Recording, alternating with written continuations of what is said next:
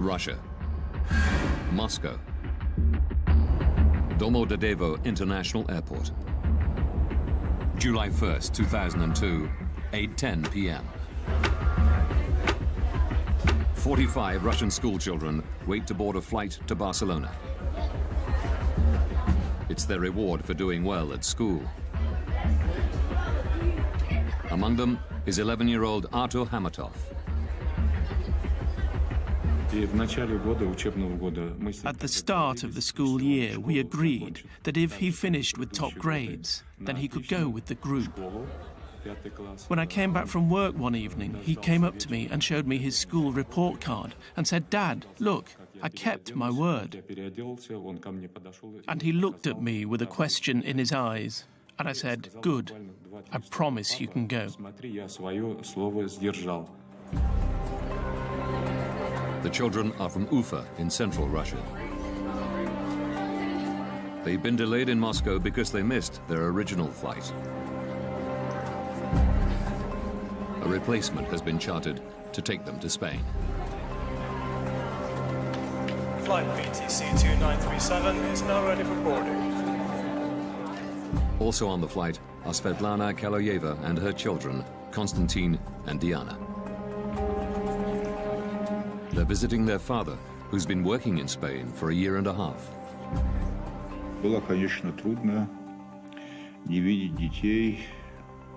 I spoke to them on the phone every day, which made my stay easier. But it was hard not to see my children for such a long time. Svetlana is lucky to get seats on this Bashkirian charter. Delays in getting visas meant other flights were sold out. We were finally going to see each other and we were going to have fun together.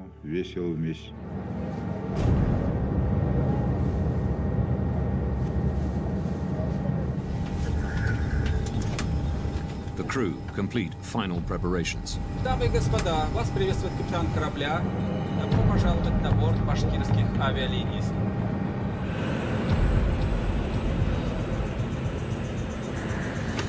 8:48 p.m. The Bashkirian Charter Airlines flight BTC 2937 takes off from Moscow's Domodedovo Airport. Distance to Barcelona, 3,000 kilometers. Estimated flight time, 4 hours, 20 minutes.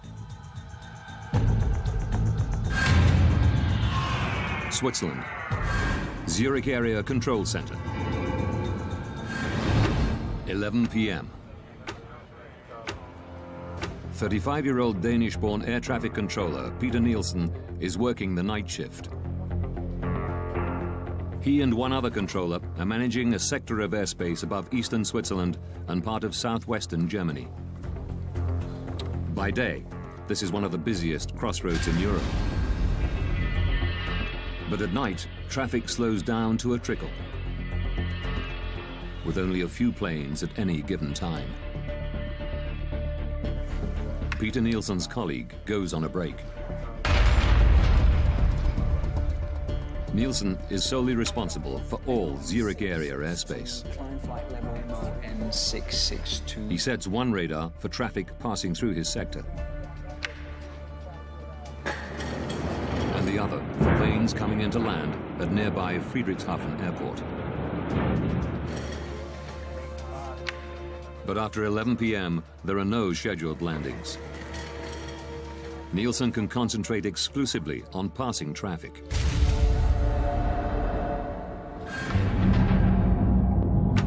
(11:06). Svetlana Kaloyeva and her children, along with the other passengers on the Bashkirian charter, cruise 36,000 feet above Austria.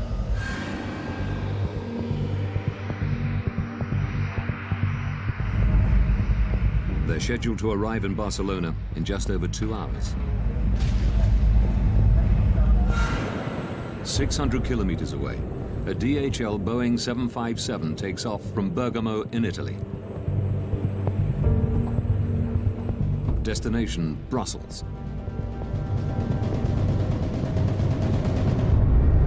The captain and the co-pilot are the only people on board.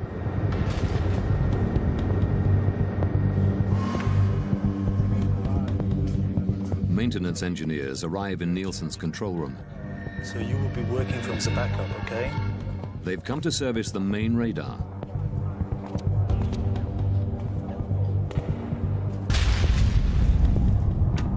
(11:21). The DHL cargo plane, flight DHX 611, enters Nielsen's airspace. The captain requests permission to climb to 36,000 feet. Swiss radar, good evening, DHX 611. DHX 611 identified. Expect a further climb in 4 to 5 minutes. Before allowing them to climb, Nielsen has to regulate traffic. Descent flight level 320. The maintenance engineers now need to work on the telephone system. Work fast, please. 11:25 p.m. An unexpected plane is approaching Friedrichshafen.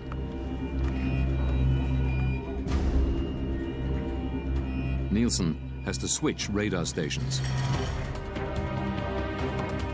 A delayed Airbus, flight AEF 1135, is coming in to land.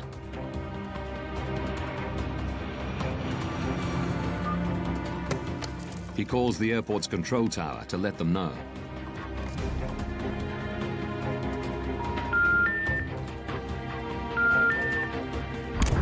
He can't get through.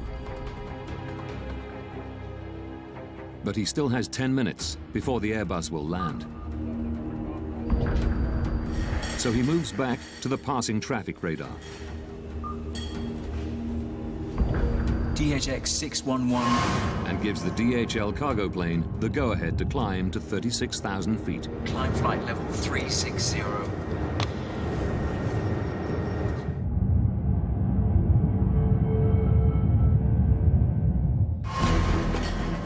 Nielsen then returns to the Airbus and calls Friedrichshafen Airport again.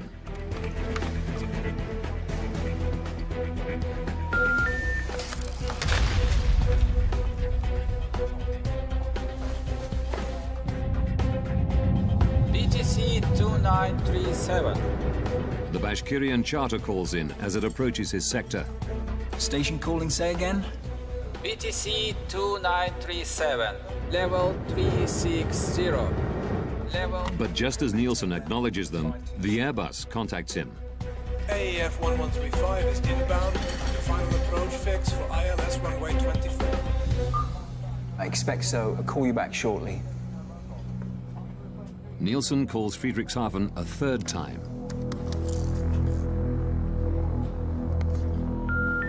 Die gewünschte Verbindung ist nicht möglich.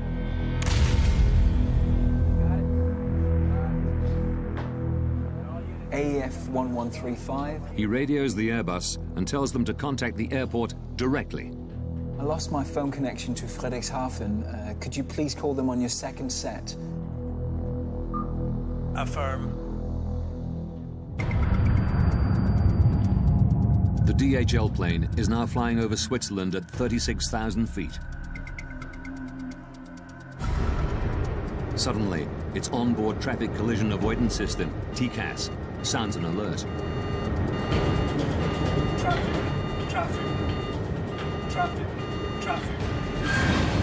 At exactly the same time, the Bashkirian plane's TCAS system also squawks.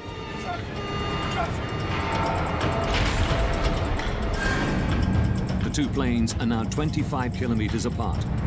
They're flying at exactly the same altitude to exactly the same spot.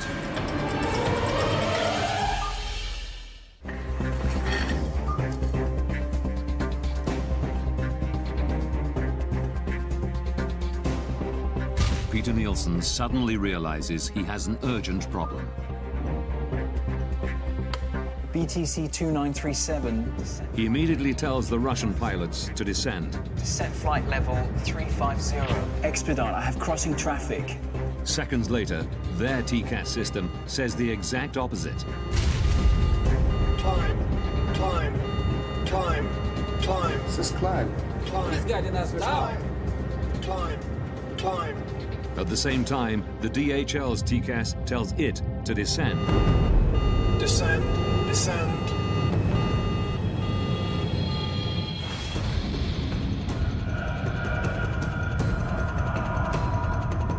The Bashkirian crew don't know which command to follow.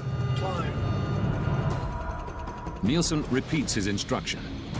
Expedite, descent level 350, BTC 2937.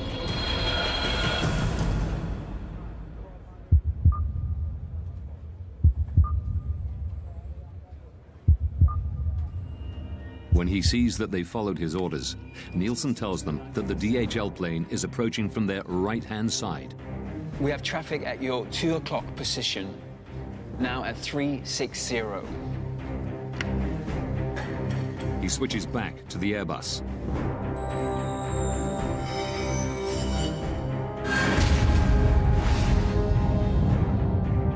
In the Bashkirian charter, the crew are looking for the DHL plane. The two aircraft are now just over 5 kilometers apart. They are both in descent, closing at a rate of 1,300 kilometers per hour, faster than the speed of sound. It's here, descent! See on the left. Descend hard, descend!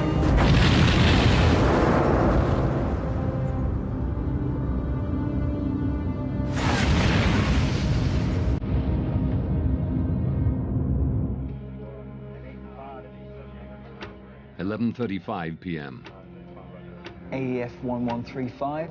The Airbus crew have finally made contact with Friedrichshafen Airport. Can we go, Friedrichshafen? Nielsen can now hand over the plane. Affirm, bye-bye.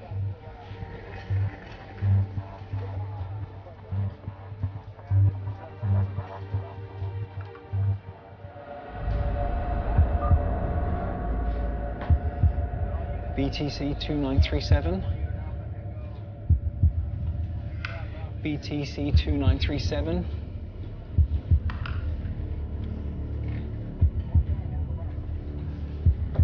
BTC 2937.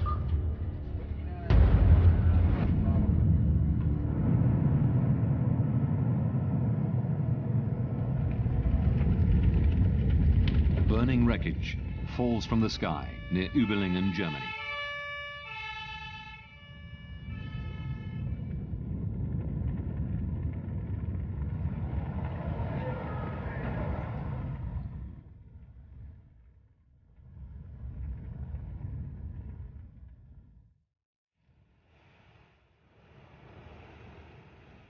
At daybreak, the police launched the biggest operation the area has ever seen. Firefighters have put out the blazing debris. Rescuers must begin the grim task of looking for bodies. The aeroplanes crashed down and all people inside are died.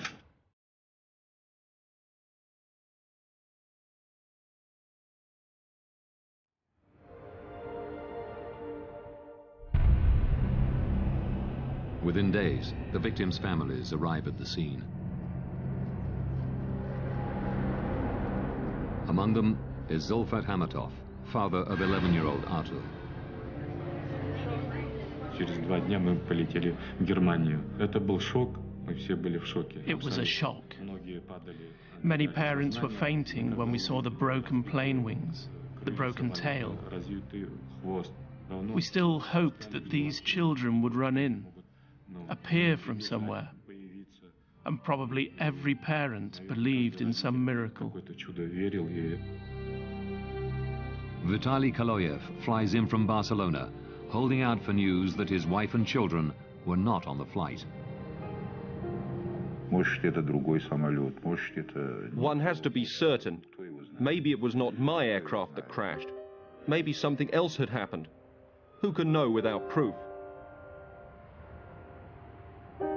Investigators confirm his worst fears. 71 people on board the two planes are now confirmed dead. It is the worst civilian aircraft accident that Germany has ever seen. In an industry protected by multiple and highly advanced safety systems, how could this happen?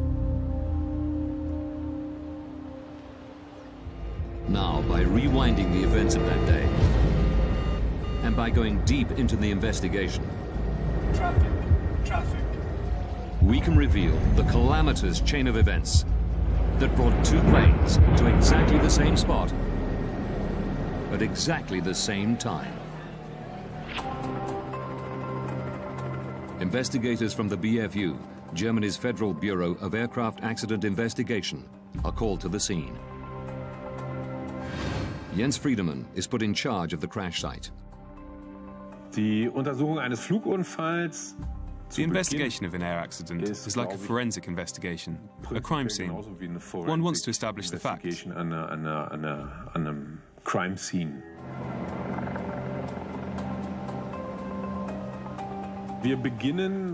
At the accident site, we start in total chaos. There's wreckage lying around everywhere. Also da liegen viele Wrackteile.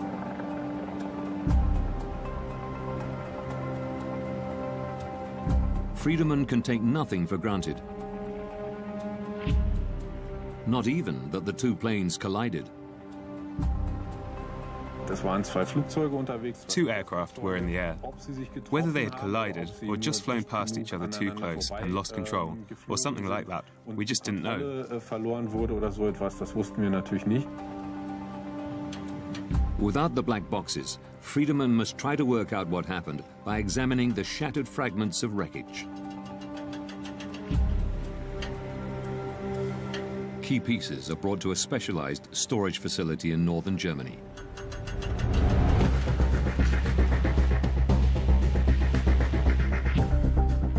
To Friedemann's eye, the mangled metal soon tells a clear story. The Boeing made contact with the Tupolev in one spot. The vertical tail section was broken off. The Tupolev was damaged around the left wing and on the left-hand side of the fuselage. There was also evidence of a collision on the underside of the right wing. The wreckage reveals that the DHL cargo plane and the Bashkirian charter did collide mid-air. We now know what happened.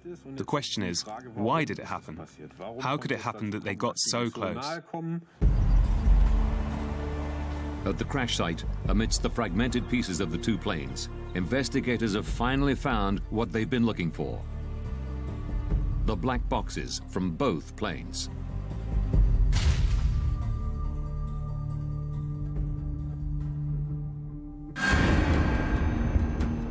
This was very important for us as accident investigators.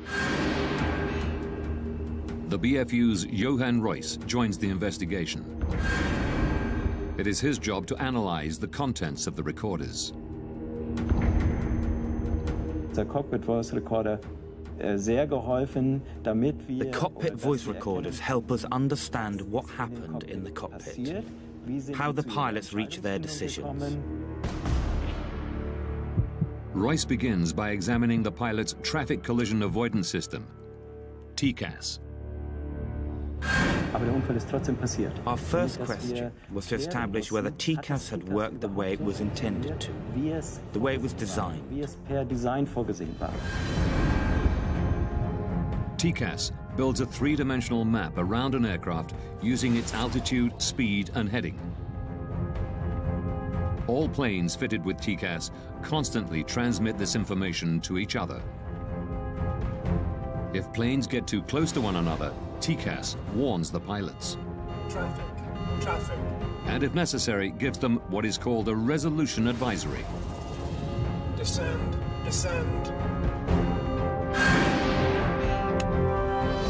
Examining the black box, Reuss quickly establishes that the system had worked the way it was supposed to.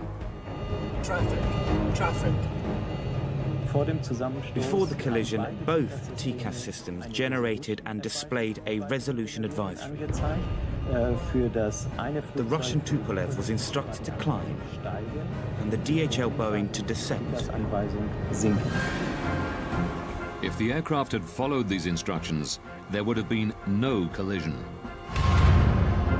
But while the pilots of the DHL plane obeyed TCAS, Descend. Descend. The Russian crew did not. Climb. Climb.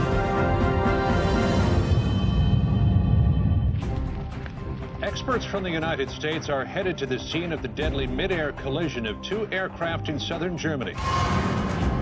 The Überlingen mid-air collision is now world news. The media are speculating freely and looking for someone to blame. The pilot of the Russian plane is said to have ignored repeated instructions from air traffic controllers. Why did the TCAS device meant to avoid collisions, in this case maybe help cause one? And why didn't the Russian plane descend when first ordered? A language problem? Controller commands are always in English. Black box recordings quickly eliminate one theory. Zurich, good evening. BTC 2937, level 360. Wir haben mit diesem Cockpit Voice Recorder With the cockpit voice recorder, we were able to establish that language was not the problem. The Russian crew understood English perfectly well. But the recorders reveal a surprising fact. Climb. Climb. This is climb. He's getting us down. Wir gemerkt haben, we noticed that there was an instruction from the air traffic controller. BTC 2937, descent flight level 350. And we found that at the same time, or immediately afterwards, there was also a TCAS advisory. Climb. Climb. At almost exactly the same time, the Russian pilots were instructed to do two completely different things. Descent flight level 350, expedite. Now the crew needs to make a very, very fast decision. What do they do next? And we discovered that the crew had extreme difficulty making this decision. But it should have been straightforward.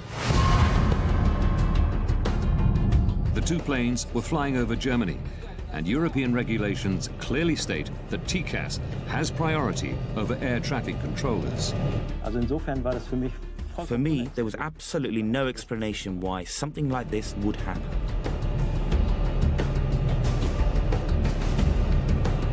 Climb. Climb. Warum hat die Besatzung Why didn't the crew use TCAS the way it could and should be used? sollte oder TCAS nutzen könnte? By April 2001, TCAS was mandatory in most of the world. But investigators discover one notable exception: Russia. Could it be that the Russian crew did not know how to use TCAS? Rustam Mustafin is a former Bashkirian pilot. He confirms that even though not standard for domestic flights, planes flying overseas were specially fitted with TCAS.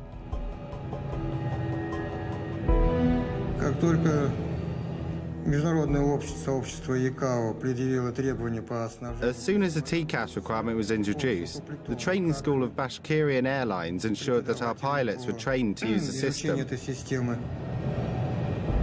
Mustafin regularly flew with the pilots of flight BTC 2937. By the time of the disaster, we had acquired extensive experience using it. The crew knew how TCAS worked, but ignored its instructions. The Tupolev's flight manual, the pilot's operational Bible, reveals why.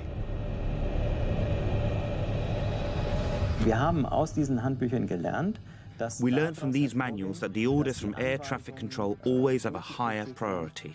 immer eine höhere Priorität haben.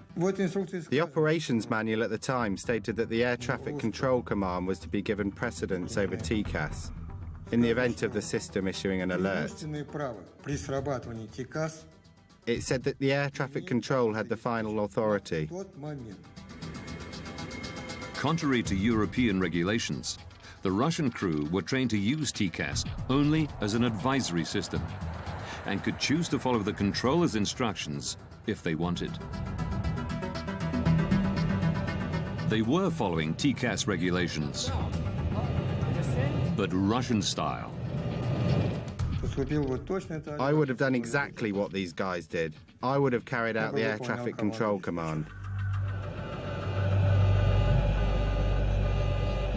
Suddenly, we were able to understand why the crew acted the way they did. Investigators have discovered why both planes were in descent. While the DHL crew had followed TCAS, the Russian pilots obeyed air traffic control. But this doesn't answer a more basic question. TCAS is meant as a system of last resort. The planes shouldn't be close enough even to trigger it in the first place. Investigators have turned their attention to the air traffic control room. A controller must advise pilots to change altitude at least 2 minutes before a potential conflict. But Peter Nielsen didn't tell the Russian crew to descend until just 43 seconds before collision. BTC 2937 descent. Warum ist die Anweisung für Why die did the air Staffelung traffic durch die controller Flugsicherung, issue the separation order so late? spät gekommen? So spät, So dass late that the danger of an accident die actually Gefahr existed. eines Unfalls tatsächlich gegeben war. Through shift logs and interviews, investigators learned that Nielsen was the only air traffic controller on duty on the night of July the 1st. Official Skyguide policy is to have a minimum of 2 air traffic controllers on duty at any given time. Investigators learned that it had become standard procedure at Skyguide for one controller to go on an extended break during the night shift. Tom Larsen was a close friend of Nielsen's, working alongside him for many years. The way that Peter was doing night shift, we did that all the time. There would only be one controller because there was very little traffic. Between 11 p.m. and 6 a.m., there are no scheduled landings at any of the airports in the area. But then, at about 11:25 on July the 1st, 2002, Nielsen is presented with an unexpected landing. There was an approach into Friedrichshafen Airport, which he had to coordinate. It's very unusual that one aircraft comes at that time for Friedrichshafen. I guess that the controller was a little surprised about that. Regulations state that Nielsen must contact the airport control tower before bringing the delayed plane in for landing. This should be routine. One push of a button and the phone connects directly to the Friedrichshafen tower. But records show that Nielsen can't get through. Investigators learned that because of maintenance work, Nielsen's phone system was in backup mode. Even then, the controller should be able to make a call at the push of a button. But a technical examination of the phones reveals a terrible problem.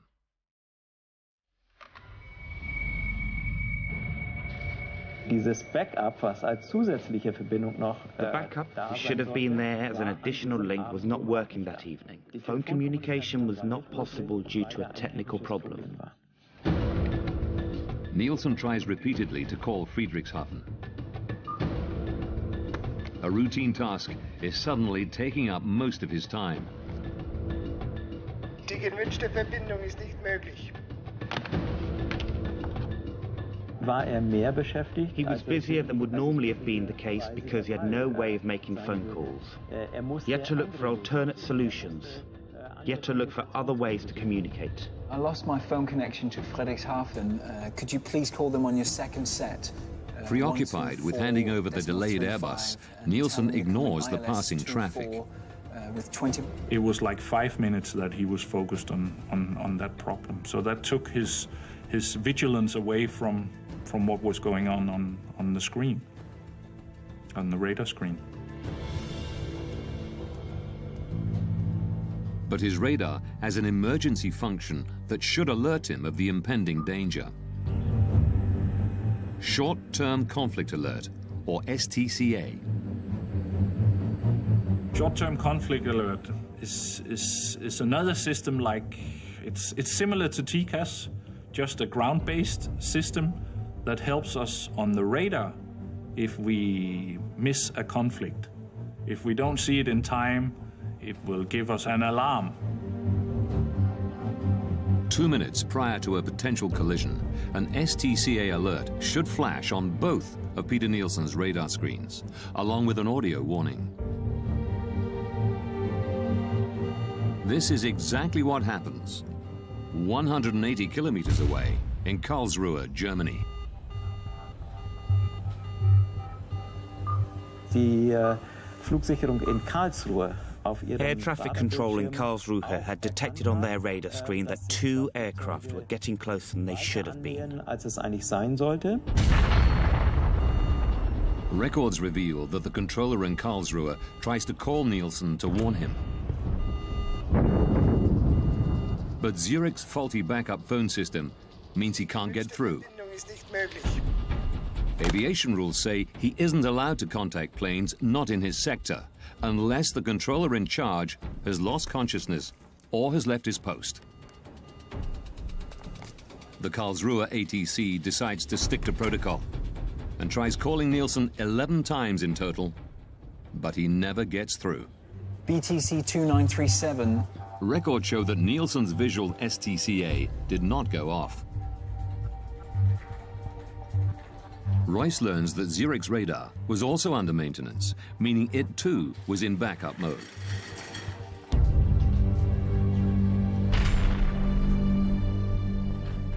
Durch die geplanten Arbeiten an dem The planned maintenance work on the radar system meant that not all the functions present during normal operations were actually available.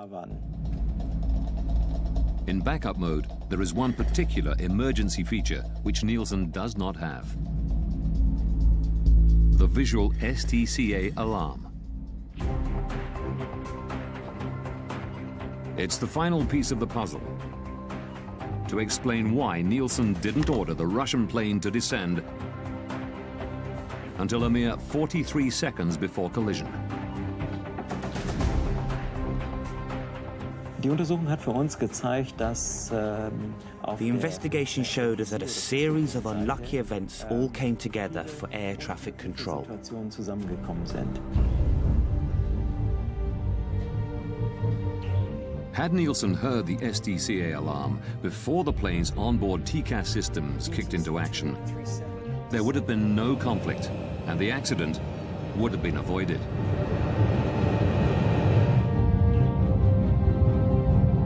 But then, one final twist. 19 seconds before collision, Peter Nielsen tells the Russian pilots that the DHL plane is approaching from their right-hand side. We have traffic at your 2 o'clock position, now at 360. Where is it? It is actually approaching from the left, the 10 o'clock position.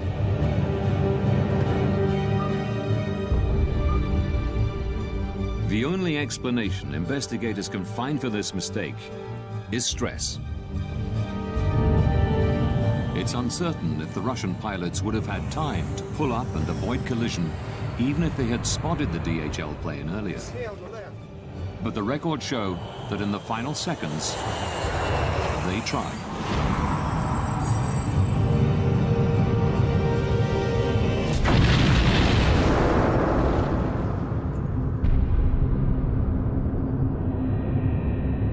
Upon impact, the Bashkirian charter breaks into 4 pieces. Without its tail fin, the DHL cargo plane spins uncontrollably to the ground.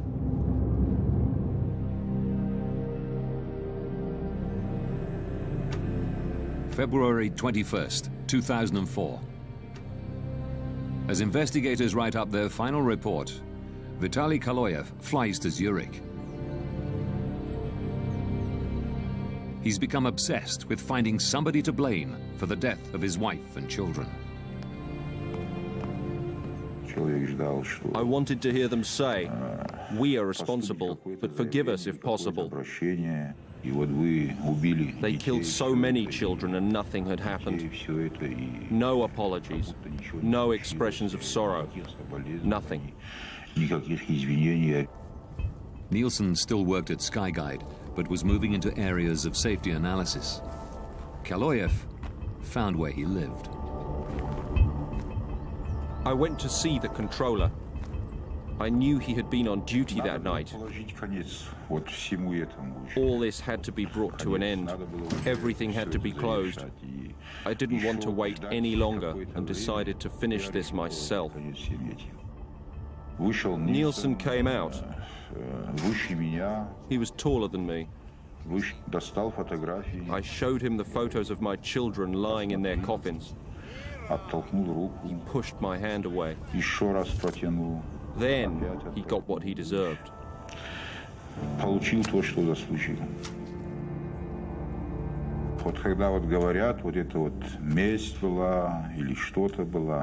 You know, some say it was revenge, but revenge is something insignificant. One is avenging when one has been deeply insulted, but this was not revenge. This was punishment.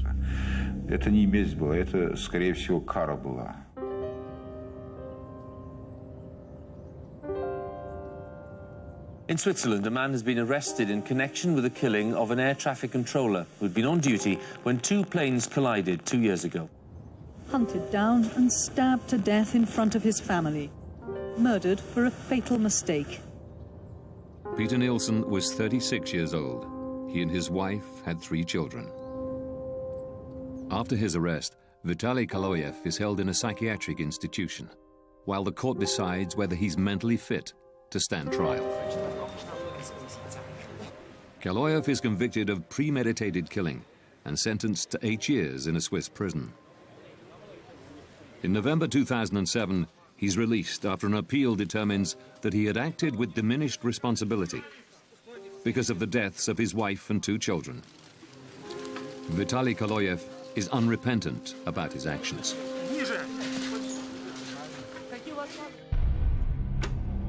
In May 2004, after almost 2 years of painstaking work, the German investigative team publish their final report. It's now possible to rewind the events of that fatal day, following the evidence uncovered during the investigation.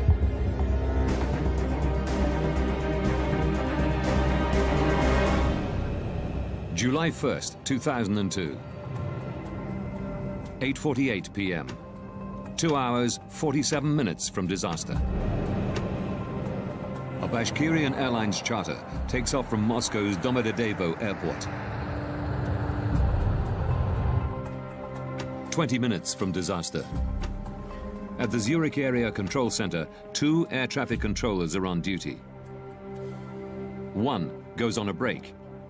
Peter Nielsen is now working alone. 12 minutes, 33 seconds from disaster.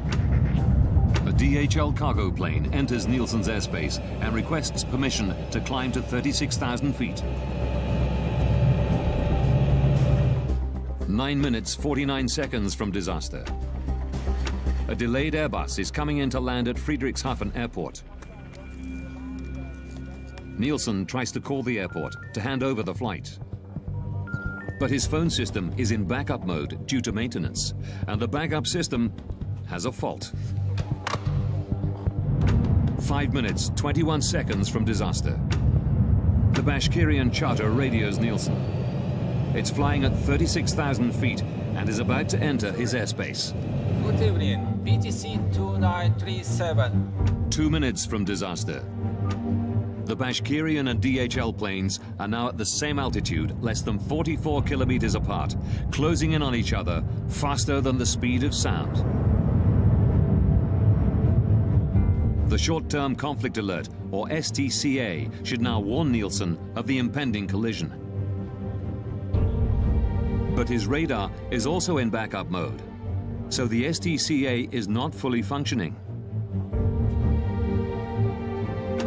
43 seconds from disaster. Nielsen finally notices that the 2 planes are on a collision course. He immediately tells the Russian pilots to descend. Descent flight level 350.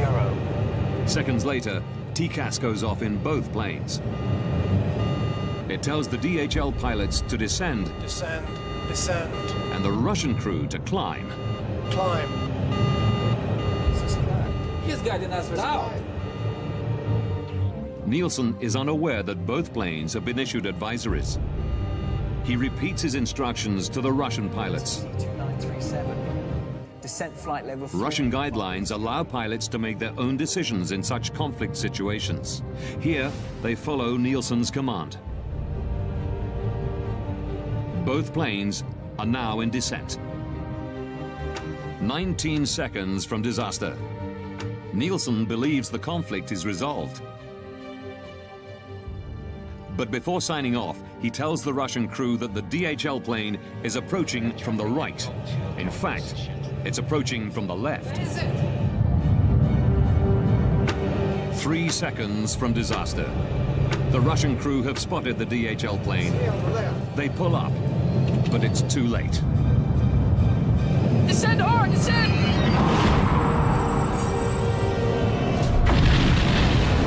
At 11:35 p.m., the planes collide 35,000 feet above the city of Überlingen, Germany.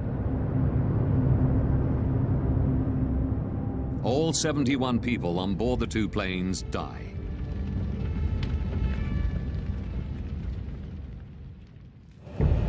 The German investigative report concluded that Peter Nielsen and the Russian pilots had made serious mistakes. But the primary cause of the accident was negligence on the part of Skyguide. In May 2004, immediately after the BFU report is published, at a press conference in Zurich, the CEO of Skyguide, Alain Rossier, issues a formal apology. Es sind auch bei uns Fehler gemacht worden und wir We too have made mistakes, and we most deeply regret this.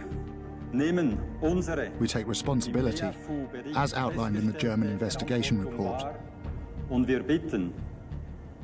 we ask the families of the victims for forgiveness.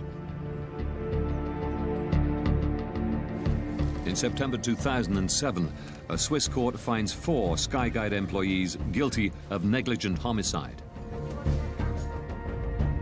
3 managers who tolerated the single controller policy are given 1-year suspended jail sentences. The project leader overseeing the maintenance work on the night of the collision is fined 13,500 Swiss francs, roughly $11,000. Following recommendations from the German investigative team, Skyguide implements a variety of procedural changes. They now ensure there are always 2 controllers on duty, even during the quiet night shift. Nobody will ever find themselves in Peter Nielsen's position again. Investigators also recommend that international and regional TCAS regulations be standardized, along with aircraft operations manuals. TCAS must have ultimate priority over air traffic control. One cannot say with 100% certainty that this kind of event will never happen again. But we are very confident that we were able to make a significant contribution to preventing the repetition of an event like this.